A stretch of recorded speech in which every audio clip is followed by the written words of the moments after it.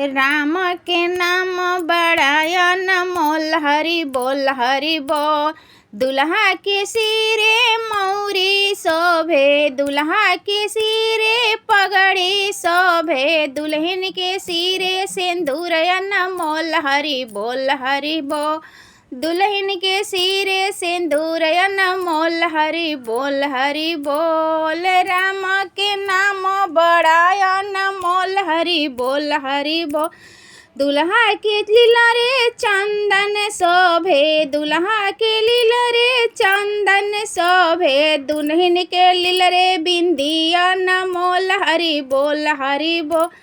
दुल्हा के गले चैन शोभे, दुल्हा के गले चैन शोभे, दुल्हन के गले मंगलसूत्र अनमोल, हरि बोल हरि बोल।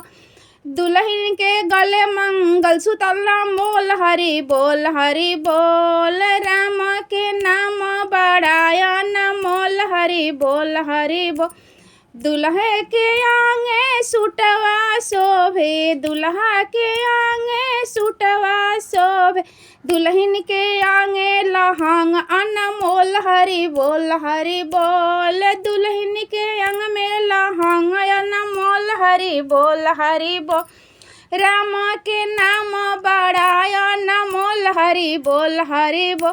दुल्हा के हाथे घड़िया शोभे, दुल्हा के हाथे ब्रेसलेट शोभे, दुल्हन के हाथ में चूड़िया अनमोल, हरि बोल हरि बोल।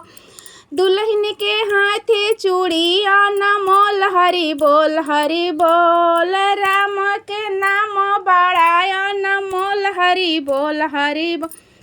दुल्हा के पावे पनहिया शोभे, दुल्हा के पावे पनहिया शोभे, दुल्हन के पावे छै गलया अनमोल, हरि बोल हरि बोल। दुल्हन के पावे महावरे अनमोल, हरि बोल हरि बोल। राम के नाम बड़ाया अनमोल, हरि बोल हरि बोल। राम के नाम बड़ाया अनमोल, हरि बोल हरि बोल।